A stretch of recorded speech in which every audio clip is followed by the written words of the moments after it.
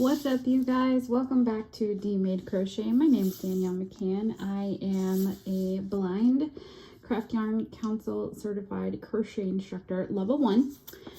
And I wanted to do something a little bit different today. So I've been teaching crochet for about 4 years now, off and on. And the majority of my students are blind people. And I wanted to share a tip that we've been using in our lessons with you, not just if you're blind, but also just if you're not understanding like how crochet works. So what I'm using today, I am using this Lion brand Haute Stitches. It is a shiny pleather yarn. It is a, I want to say either chunky or super chunky yarn. I have an N hook here. This is not what's recommended to use. At least the pattern I'm working on with this yarn calls for an L hook. I have an N hook here because I think the contrast, the white neck of the hook, I think will work nicely with the pink yarn. But what I want to do is I want to try something a little different. So I'm making my slip knot and I'm putting it on my hook. And I'm making it snug around the neck. And if you need a review, or if you don't know how to do a slip knot, I have videos on that here on my channel. But what I want to show is I want to show the underside of crochet when we're doing it. I want to show what happens under the hook, because I think that when we crochet and we have the mouth, if you will, of the hook facing down towards our table, I think that maybe sometimes folks have trouble with kind of understanding what is happening under there, because we just say, well, pull it through. Okay, well, what does that mean? So I'd like to show the underside of what's going on, and hopefully that will help someone. As always, if you have questions, you can email me at dmadecrochet@gmail.com. All right, so we're going to do a yarn over.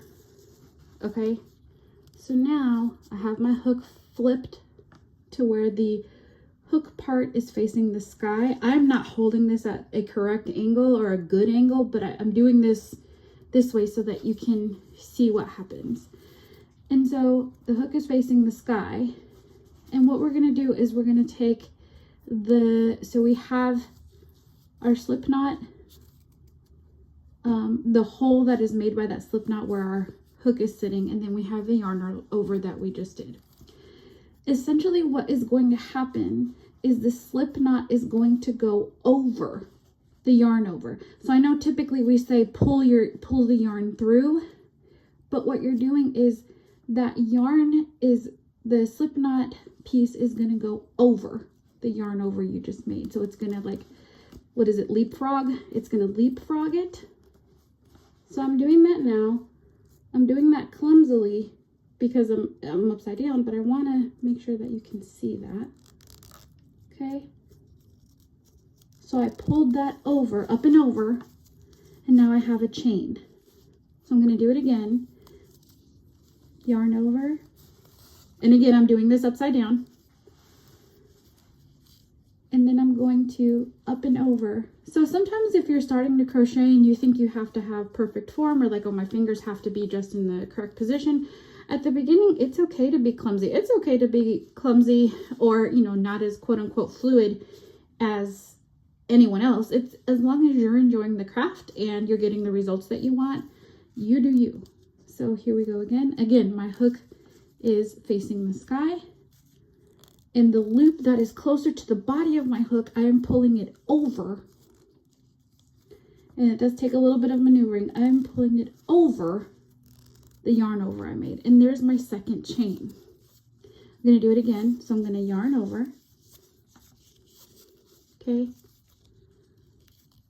And then I'm going to pull the loop that was closer to the body of my hook up and over the head of the hook. I have one loop left on my hook. Now, when you get a little bit more comfortable, you can make it to where your hook is at a 9 o'clock. The head of your hook is facing 9 o'clock. The body of your hook is facing 3 o'clock, and the face is facing your table or your floor or your lap or whatever. And then you can crochet that way. But essentially what you're doing is you're pulling the loop that's on your hook up and over the yarn over you made. It does get a little bit different once you're doing the bigger stitches, but I wanted to try this to see if this would help y'all. Would love to hear if this makes sense, if it makes it click anymore. I will try to zoom in just a little bit more for you. I cannot see enough to tell if this is blurry or not, so I'm sorry if it is, but we're zooming in. All right, so I have the one. Well, let me start all the way back over. So we're gonna make a slip knot. All right, so I have my slip knot right now on my left thumb. I'm just transferring it to my hook, and I'm tightening the yarn around it. So you want it snug enough to where it doesn't move independently, but loose enough to where you can wiggle it with your fingers easily. This yarn is really kind of stiff up against the hook just because it's plastic on plastic. All right, so I have my hook facing the sky. I'm going to yarn over. Okay, so now I have the loop of my slip knot and then the loop of the yarn over that I just made. And what I'm going to do is I'm going to pull the slip knot loop up and over that yarn over.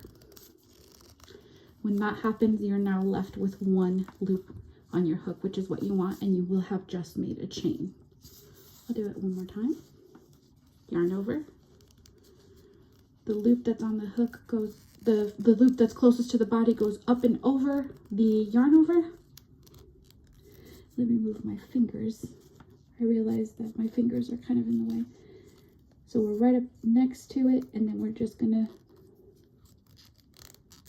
pull it up and over, and you're left with one loop on your hook. I'm gonna do it one more time. Yarn over. The loop that's closest to the body of my hook, moving it right up against the yarn over I just made. And then I'm gonna I'm using my left thumb. The fingers on my left hand are doing all the motion right now. My right hand is just holding the hook and the yarn over I made steady. Up and over. And there we go. One more. Yarn over. Pulling the loop closer to the body, up and over. And now we're left with one loop on our hook. So that's all. I hope this is helpful for you. Please let me know in the comments if this is something that is helpful, and I can certainly do the other stitches, the single, half double, double, and treble crochet this way, just so that you can visualize it, or audibly if there's not enough detail here, let me know. I'm happy to help. Thanks for watching and have a good day.